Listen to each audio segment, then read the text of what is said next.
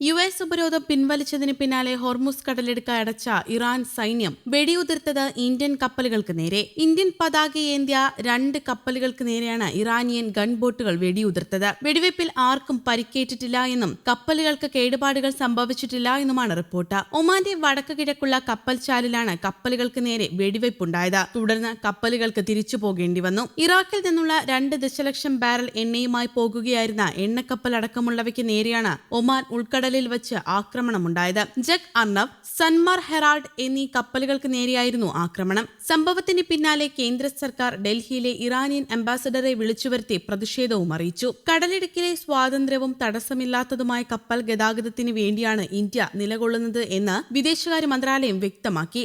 Indian കപ്പലുകൾക്ക് നേരെയുണ്ടായ ആക്രമണത്തെ അതീവ ഗൌരവത്തോടെയാണ് ഇന്ത്യ കാണുന്നത്. ഇന്ത്യൻ കപ്പലുകൾക്ക് ഹോർമുസ് കടലിടുക്കിലൂടെ തടസ്സമില്ലാതെ സഞ്ചരിക്കാമെന്ന് ഇറാൻ അംബാസഡർ ദിവസങ്ങൾക്ക് മുമ്പ് ഉറപ്പ് നൽകിയിരുന്നു. കപ്പലുകൾക്ക് നേരെ ഉണ്ടായ വെടിവെപ്പിൽ കരുതലോടെ നീങ്ങാനാണ് ഇന്ത്യ ശ്രമിക്കുന്നത്. സംഭവത്തിന് പിന്നാലെ ഇറാനോട് പൂർണ്ണമായും അകലുന്ന നയം വേണ്ടെന്ന നിലപാടിലാണിപ്പോൾ ഇന്ത്യ. ഇറാൻ വിഷയം പരിശോധിക്കാമെന്ന് അറിയിച്ചിട്ടുണ്ടെന്നാണ് അധികൃതർ അറിയിക്കുന്നത്. അതേസമയം ഹോർമുസ് ഉപാധികളില്ലാതെ തുറക്കണമെന്ന ഇന്ത്യൻ നിലപാടിനെ പിന്തുണച്ച് UAE രംഗത്തെത്തി. ഇറാന്റെ ആണവ മിസൈൽ പദ്ധതികളിൽ വ്യക്തമായ തീരുമാനം സമാധാനത്തിന് അനിവാര്യമാണെന്നും UAE വ്യക്തമാക്കി. ഒമാൻ തീരത്തോട് ചേർന്ന 25 നോട്ടിക്കൽ മൈൽ അകലെയും 20 നോട്ടിക്കൽ മൈൽ അകലെയും 3 നോട്ടിക്കൽ മൈൽ അകലെയുമാണ് കപ്പലുകൾ ആക്രമിക്കപ്പെട്ടത്. ഒരു കണ്ടെയ്നർ കപ്പലിന് ആക്രമണത്തിൽ കേടുപാടുകൾ സംഭവിച്ചു. ആക്രമിക്കപ്പെട്ട മറ്റൊരു കപ്പൽ ഒരു ടാങ്കറാണ്. 3 ആക്രമണങ്ങളാണ് UK മാരിടൈം ഏജൻസി സ്ഥിരീകരിച്ചത്. ഭാഗ്യലക്ഷ്മി ഉൾപ്പെടെയുള്ള ഇന്ത്യൻ കപ്പലുകൾ ഇറാൻ തിരിച്ചുവിട്ടതായും റിപ്പോർട്ടുകളുണ്ടായിരുന്നു. 20 ലക്ഷം ബാരൽ ക്രൂഡ് ഓയിലുമായി ഇന്ത്യയിലേക്ക് പുറപ്പെട്ട സൂപ്പർ ടാങ്കറും ഇറാൻ തടഞ്ഞിരുന്നു.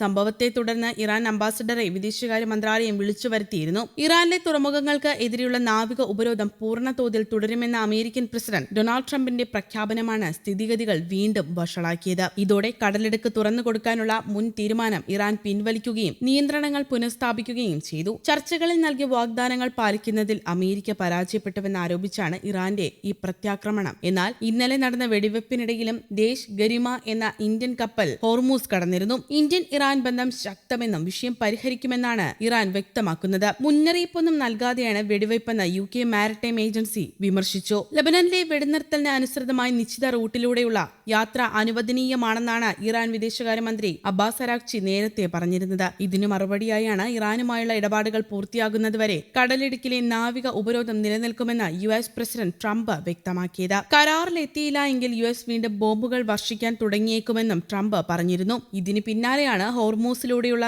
യാത്ര നിശ്ചിത റൂട്ടിലൂടെ ഇറാന്റെ അനുമതിയോടെ മാത്രമേ നടത്താവൂ എന്ന് വ്യക്തമാക്കി അരാഗ്ചി രംഗത്തെത്തിയത്. ട്രംപ് ഒരു മണിക്കൂറിനുള്ളിൽ നടത്തിയ 7 അവകാശവാദങ്ങളും തെറ്റാണെന്നും നുണകൾ കൊണ്ട് യുദ്ധം ജയിക്കാനാവില്ലെന്നുമായിരുന്നു ട്രംപിന്റെ പ്രസ്താവനകളോടുള്ള കാലിബാഫിന്റെ പ്രതികരണം. എന്നാൽ ഈ അവകാശവാദങ്ങൾ എന്തൊക്കെയാണെന്ന് വ്യക്തമാക്കാൻ അദ്ദേഹം തയ്യാറായിട്ടില്ല. ഒരു മണിക്കൂറിൽ 7 അവകാശവാദങ്ങളാണ് ട്രംപ് നടത്തിയത്. ആ 7 അവകാശവാദങ്ങളും തെറ്റായിരുന്നു. നുണകൾ കൊണ്ട് യുദ്ധം ജയിക്കാൻ അവർക്ക് കഴിഞ്ഞില്ല. സമാധാന ചർച്ചകളിലും അവർ എവിടെയും എത്താൻ പോകുന്നില്ല. ഉപരോധം തുടരുകയാണെങ്കിൽ ഹോർമൂസ് കടലിടുക്ക് തുറന്നു കിടക്കില്ല. തുറക്കണോ അടയ്ക്കണോ എന്നത് തീരുമാനിക്കുന്നത് സോഷ്യൽ മീഡിയ അല്ല എന്നാണ് ഖാലിബാഫ് കുറിച്ചത്. ഇറാന്റെ ആണവ കേന്ദ്രങ്ങളിൽ നിന്ന് സമ്പുഷ്ടീകരിച്ച യുറേനിയം നീക്കം ചെയ്ത് അമേരിക്കയിലേക്ക് മാറ്റുമെന്നും ട്രംപ് അവകാശപ്പെട്ടിരുന്നു. എന്നാൽ ഇറാന്റെ യുറേനിയം ശേഖരം ഒരിടത്തേക്ക് മാറ്റില്ലെന്നും അത്തരമൊരു വിഷയം ചർച്ചകളിൽ ഉയർന്നു വന്നിട്ടില്ലെന്നും വ്യക്തമാക്കിയ ഇറാൻ വിദേശകാര്യ മന്ത്രാലയം ഈ അവകാശവാദവും നിഷേധിച്ചു. ഇന്നലെ ഏതാനും കപ്പലുകൾ കടലിടുക്കിലൂടെ കടന്നുപോയിരുന്നു. എന്നാൽ അമേരിക്ക വെടിനിർത്തൽ വ്യവസ്ഥകൾ ലംഘിച്ചെന്നും ഇറാനിയൻ കപ്പലുകൾക്കും തുറമുഖങ്ങൾക്കും നേരെയുള്ള നാവിക ഉപരോധം പിൻവലിച്ചില്ലെന്നും റവല്യൂഷണറി ഗാർഡ്സ് പ്രസ്താവനയിൽ അറിയിച്ചു. ഉപരോധം നീക്കുന്നതുവരെ ഹോർമൂസ് കടലിടുക്ക് അടച്ചിടാനാണ് തീരുമാനം. പശ്ചിമേഷ്യയിൽ നങ്കൂരമിട്ടിരിക്കുന്ന സ്ഥലങ്ങളിൽ നിന്ന് കപ്പലുകൾ യാത്ര തുടരരുത് എന്ന് റവല്യൂഷണറി ഗാർഡ് മുന്നറിയിപ്പ് നൽകി. ഹോർമൂസ് കടലിടുക്കിനെ സമീപിച്ചാൽ ശത്രുവുമായുള്ള സഹകരണമായി ഇതിനെ കണക്കാക്കുമെന്നും നിയമം ലംഘിക്കുന്ന കപ്പലുകളെ ലക്ഷ്യം വയ്ക്കുമെന്നും പ്രസ്താവനയിൽ പറയുന്നു.